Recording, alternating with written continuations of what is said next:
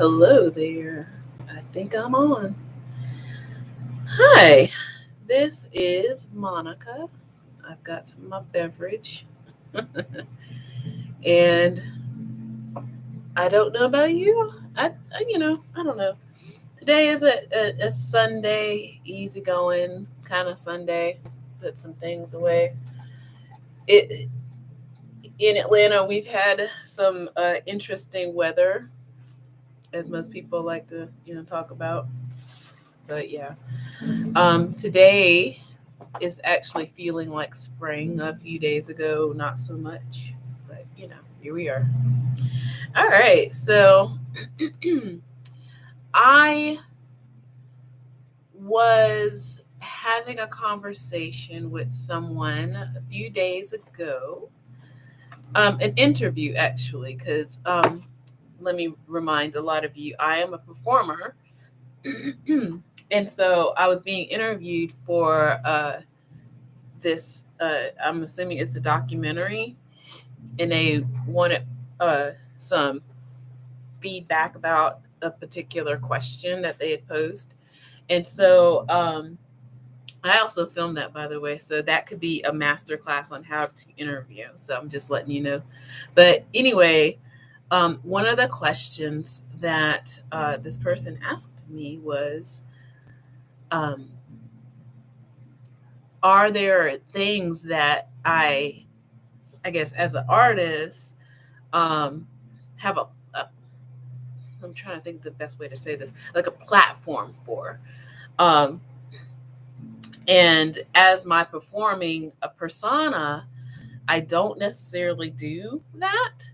I mean, I will go and perform my works um, for causes, but I don't necessarily write my material around certain causes, if that makes sense. And that's kind of where the interview was going with that. But when this person did ask me, um, I do have a platform, of course, and I told them it's food, um, the politics of food and the spirituality of food, and how that has been so important to me in my life. Um, so that's kind of what brought up this topic of the nutritional um, meaning, or I don't want to say benefit or effect, the spiritual effect of the nutrition that you take into your body. And so when let's get some definitions down. Nutrition for me means materials taken into your body, nutrition, okay, to support your bodily functions. Um, and so our spirituality, I like to think that this is a conversation versus a debate versus uh so I am going to bring up a few things, religious aspects, even though um I am bringing this up. I am not supporting or negating any religion. I am just bringing it up for conversation's sake. Okay. How nutrition has played a part in spiritual growth. So I will start first with, I guess, historically, religiously. So there are so many uh, religious rites around either not eating or of eating certain things. Sorry, I'm looking for my receptacle back there. You see my screen? Yes, I'm still in the process of remodeling. But so yeah, so many religions practice abstaining, fasting, completely fasting. And in this case right now, we are in the month of Ramadan. Okay. And most Muslims will not eat during daylight hours, okay, as a religious practice. So, and then there are other religions, but that was the one that just came up recently. And I know, some people who do practice Islam.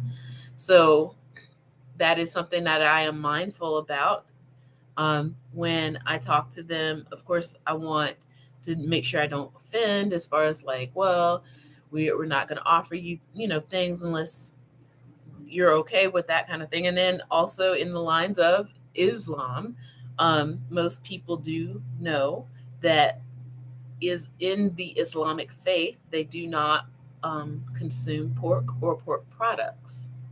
There is also in the Jewish faith of kosherness, of mixing of different foods. Okay, so there's that. Um, there is in the Hindu religion, there are some sets, SECT, sets that practice vegetarianism because they do believe that animals have souls. Okay, so again, I'm I'm just having conversation here, just letting you know. Um, in Christianity, I remember growing up that we would do, I forget what it's called, but once a month you eat the cracker and you drink the juice stuff. I'm sorry. Um, but yeah, so that, I mean, that's a symbolic gesture. Um, yeah, so there's that. So there is um, meaning behind what you eat or don't eat. Then, as I am again explaining, there is also, when I say nutrition, I also mean things like alcohol and pharmaceuticals. I consider that on a level of nutrition. So that can affect your body. Okay. And again, I'm going by that definition. It affects your body. We are given a human form to live our human existence in. I guess, this meat suit, or, flesh shell to function in.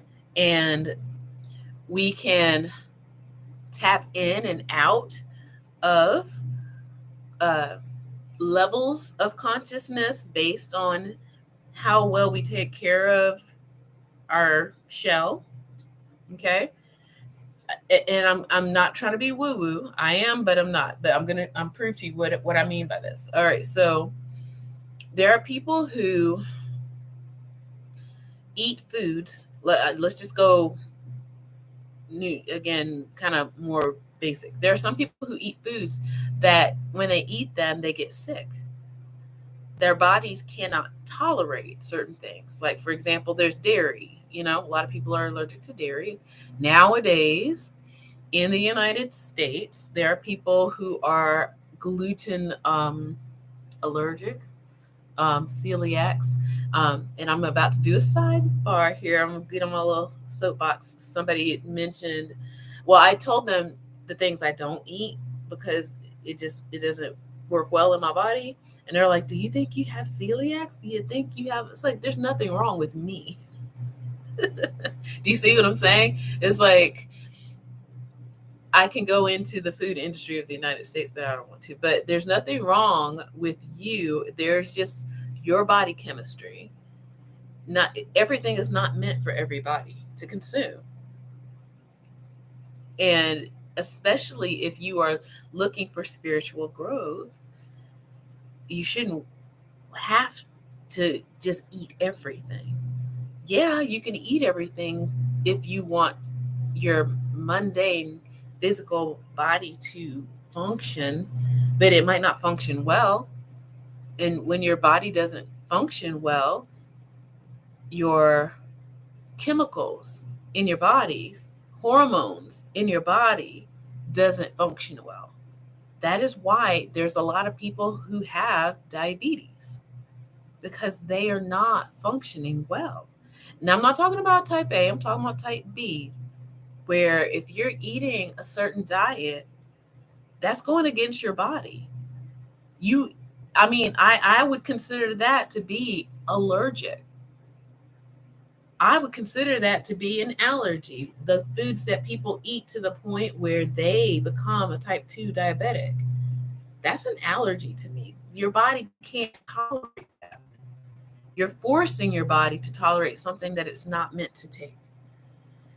And because of that, yeah, your body doesn't function well. And a part of your body is also your brain. Now you're starting to see, I hope, what I'm saying here. So when your brain doesn't function well, things like information and concepts don't register with you because you're not functioning well. Your body isn't functioning well. So introducing you to certain things, and your body is addicted to sugar, and the moment you don't have sugar, all you're thinking about is that craving, that thing that you forced your body to want, to need, that in the end will actually poison you and kill you. That's not that's not good for your spiritual growth. So I just want people to just be more aware. I'm not touting any kind of specific thing. I've done different things in my life. I'm not even trying to tell people what to eat, but there are things you can partake. Number one that we all should be drinking more of is just water, plain old water. Okay, nothing with sugar in it, none of that fancy dancy kind of sports vitamin water that keeps trying to sell people, thinking that, oh, it's healthy water. Nothing's more healthy than water itself. Okay, as long as it's clean, drink it. It's water. It's supposed, your body is up to 70% water. It needs it to function. Okay, this is one of the very few things I tell people, and it's free, y'all. Okay, drink water. Do you know, even when a person fasts, do not partake of food, if you just drink water, do you know how long you would actually survive? Let's go into the Bible here. Like, this is water, but not water. I'll explain in a minute. So when Jesus went into the desert, we don't know. Well, first of all, we're not sure if that is the accurate full story, but he went wandering in the desert with no food, right? So he went there to fast and pray. He went there for a cleansing, per se, of the body, so that spiritually he could be more enlightened. So when you clear your body of the things that are not good for it, hopefully you'll bring in things that are good, that will enhance your body, things that you're not allergic to. So first of all, you got to get rid of the things that are not good for you. Now, this is what my recommendation is. I don't have any particular company or lab that I would prescribe to, but when I was ill in 2015, one of the things that my ear, nose, throat doctor suggested was to take an allergy test. And before knowing in the process of taking an allergy test is that you've got to kind of eliminate things out of your diet, so that when they put it into your diet, or they give you the little prick marks on your body, and if your skin and your body reacts, then they know, oh, this person's allergic to that thing. So, but first you have to do the elimination altogether, because what happens is our bodies, you're forcing your body to adapt to something, and it may already be showing signs of allergy that you can't detect. in an allergy test unless you eliminate it all. Okay. So I unless you go to your ear, nose, throat, and let them do that kind of work for you. I think there are lab tests out there that will do it for you also. So once you eliminate, this is what I ended up having to do. So it wasn't me thinking about, well, I can't eat this and I can't eat that. I thought about the things I could have. I could have leafy greens and I could have a protein. I couldn't have beans. When I say a protein, it basically animal protein. So I could not have beans because that was a part of the test also, because you could be allergic to that too. So greens and meat for about 2 months almost to get it, whatever else was in my system out. So I couldn't have I couldn't have sugar. I couldn't have dairy. I couldn't even have tea. I love tea. And the reason why is because, believe it or not, mold grows on tea. I didn't know that. So that's yet another reason why, like, I had to have fresh food. Because I could have had a mold allergy or candida, yeast, that kind of thing. So had to have all the things taken away that other things live on and grow on or whatever in your body. So I actually, when that happened, that was actually one boost, as they say. When we do our spiritual growing, we're never done. I feel like we do it in bursts. And that was one of the first bursts that I didn't realize that was going to happened. Like when I stopped, especially like the sugar part, like, and I'm not even talking about the physicality, like I'll talk about that in a second, but so I would wake up and have a clear brain, like just clear. And when I did wake up, I wasn't groggy or sluggish. I was ready to go. You know what I mean? Just wake up in the morning, you're just like, I'm awake. Here I am. So you're not just kind of in a brain fog. You're not feeling sluggish. You're not feeling run down. Because, I couldn't have coffee, no tea, not even green tea, because, it has caffeine in it. So I had, in my opinion, that first real boost of growth just by eliminating the things that were slowly, like, poisoning my body. And once I had my allergy test taken, the official one, like, and the thing is, it changes. So I need to do another one. It's been 7 years now? Yeah, and that's another thing. Your body always changes every 7 years, they say. Yeah, your body you get a whole new body every 7 years. Like your tissues regenerate, all that stuff. So sometimes you might develop new allergies. Sometimes you might even eliminate some. I don't know. This depends. So it's time for me, and I probably will do that, sometime in the future. But so you get that boost when you take away the things that are just really bringing you down, literally bringing you down. So drink water. That's number one. Now I am going to tell you what I am drinking. So I'm having coconut water. Okay. Regular old coconut water. One thing about coconut water, it is super highly nutrient. Okay.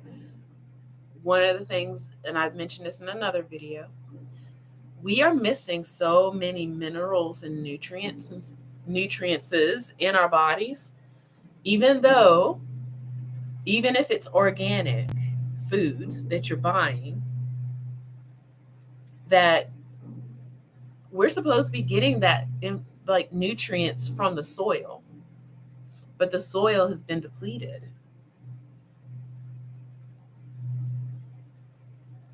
If you remember, like, in the 70s when they were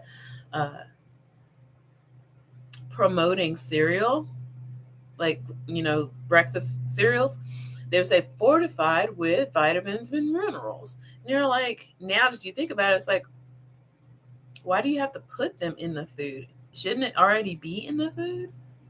Yeah, it should already be in the food. It should. But if you got to put something into the food, then that you're supposed to have in your body, that's a problem. Maybe you shouldn't be eating that. If they have to actually put it in there and then they talk about it's healthy, it's like, maybe I don't need that. Maybe I don't need that. I'm just saying. Okay, there's that. So coconut water comes naturally with its own very dense nutrients. Okay, coconut water. Here's to you. Cheers.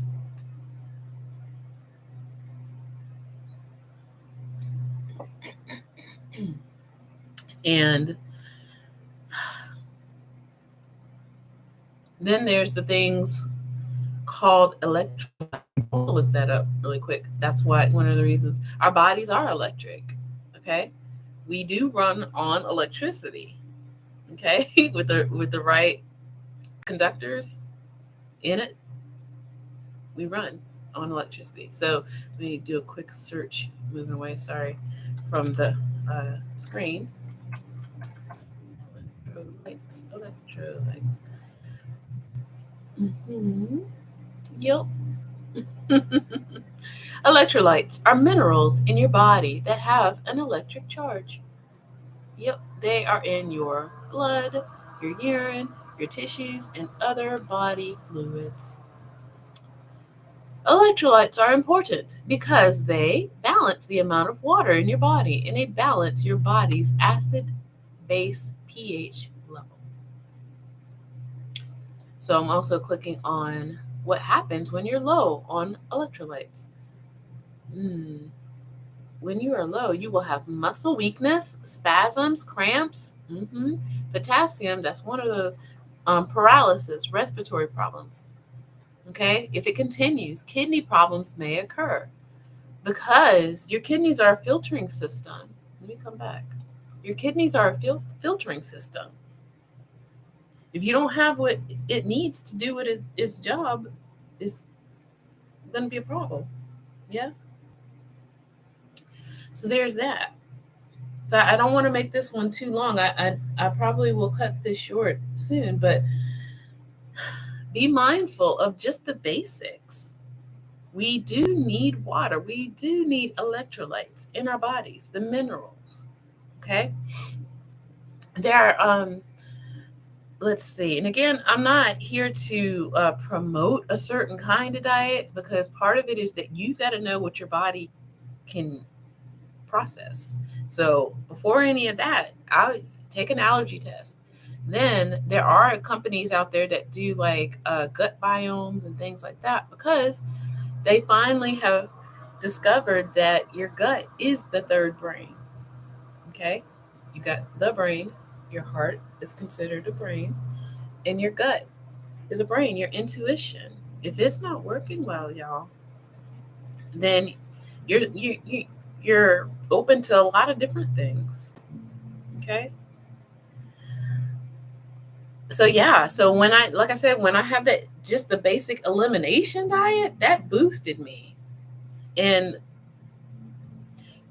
I've also practiced fasting. I haven't in almost a year, and I usually try to wait until when I'm not doing a 9 to 5 kind of job, only because I do definitely want to be thorough with my fasting. I don't want to slip up, and I don't want to have to tell people that I'm actually fasting. Maybe I should. I don't know. And then the gruelingness of work will, especially if you don't do it properly, you will be lightheaded and you will, suffer if you don't do it well. So, oh yeah, before I go, yes, so that's another thing. So our bodies function on water, minerals, and then the third that I want to cover is oil. Oil. proper oils, okay, for the brain. Did you know that our brains are made of fat? Let's consult Google, shall we? I forget the percentage. Wait, let me see if I can do the voice thing. What percentage of our brains are made of fat? Here is some information for what percent of your brain do you use? According to Medical News Today, according to a survey from 2013, around 65% of Americans believe that we only use 10% of our brain. But this is just a myth, according to an interview with neurologist Barry Gordon in Scientific American. I don't know. I don't want to have that conversation, but I want to know of our body, of our actual brain makeup here. So let me try it again. I'm not going to do it vocally. What percentage of our brains are made? 60%. Yeah. So there you go. 60%, y'all. Okay. So then, if you, maybe I am trying to promote coconuts. So coconut water, coconut oil, olive oil, black seed oil, avocado oil, the good ones. Okay. If you have to, yes, animal fat, the good ones. You got to do your own homework on that. I'm not going to tell you. I'm not a medical doctor. Again, I'm just saying the things I use, but I'm not going to go too deep into the oils. Okay. In that,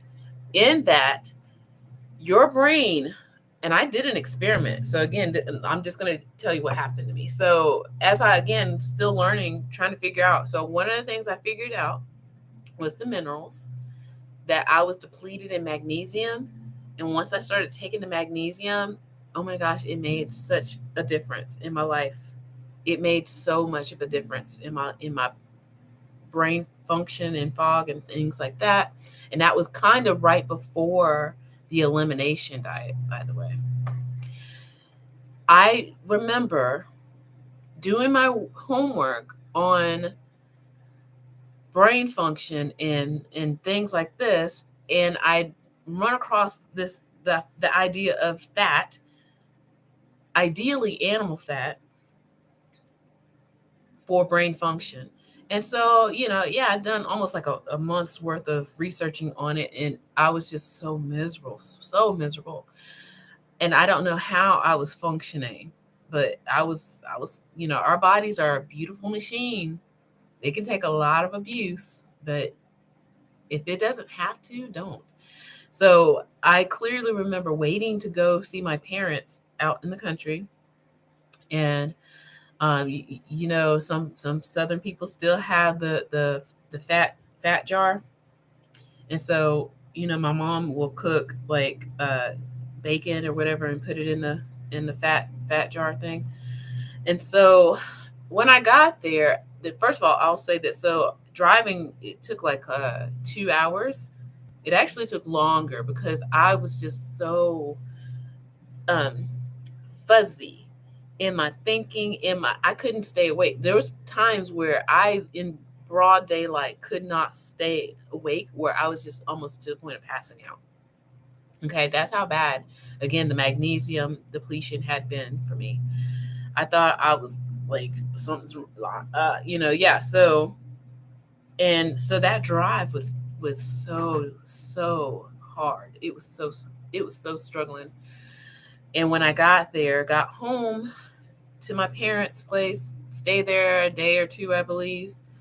And before I started packing up to go, I remember my research, and I was like, let me try something here. So I took a spoon, and I took two, it was probably, wasn't even tablespoons, I think it was teaspoons, 2 teaspoons of the bacon fat, the fat jar. Took it like medicine, dude. Scooped it, took it. Scooped it, took it. Swallowed it down. Didn't even try to, it wasn't about the taste. It was an experiment. So, and then I literally hit the highway. driving back to my place. I tell you, it was the difference between night and day.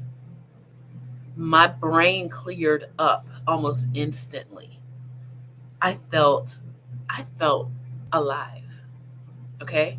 I felt alive. And again, if I had not done my homework first, and this is after doctors had just told me to eat right and exercise, and I knew, I was like, no, there's something going on with my body, and you're not helping me, and you're not listening to me, and you're just going through the motions. You just see that I'm standing up and I'm walking and talking, and maybe that's all that's wrong with me. I just need to eat the right foods and exercise. But what are the right foods? Okay. So I don't think any doctor at the time would have told me to go take 2 teaspoons of bacon grease and swallow it. But I did. And I was clear as a bell. Like, I was shocked. Okay. And that's what really got me. I was like, you know what? This internet and all this information I got from the internet, y'all, from YouTube, y'all, not, some YouTuber telling you. I went to the Mayo Clinic channel. I went to all the places that all the budding doctors go to. They watch those lectures and they listen to the other doctors. Those are the channels I went to. And I did my reading, and I would go read the medical books online. That's what I did. Okay. Sometimes you have to be highly motivated and not wait for somebody to tell you. And now, what they call the keto diet is basically kind of what happened to me. They're saying it's a fad, but it's been around since the 40s. I'm not promoting keto, by the way. I'm just saying. But it's been around for a long time. And I needed something for my brain health, my clear up the brain fog. I needed something so that I did not feel like I was about to just pass out at any point in time of the day and feel miserable and be miserable. When your body doesn't function well, how well does your brain function? Not very well. Okay? Not very well at all. And this is what I mean by spiritualness. Like, we can't have those deep thoughts. You can't have that mindfulness if you're busy worrying about your body being bloated or having rashes. You can't be calm. You can't be rational. That's what I'm talking about, spiritual growth. Okay? So I'm going to end it here, and I hope you find this helpful. I hope that this leads to more questions. I do have more. I mean, there's other things I haven't even talked about, but I'm just sharing a part of my story, the basics. Water, y'all, minerals, the oils. Those are the 3. Okay? If you get those right for yourself, and take an allergy test, food allergy test, and other allergy tests too, by the way. So there you go. And with that, take care.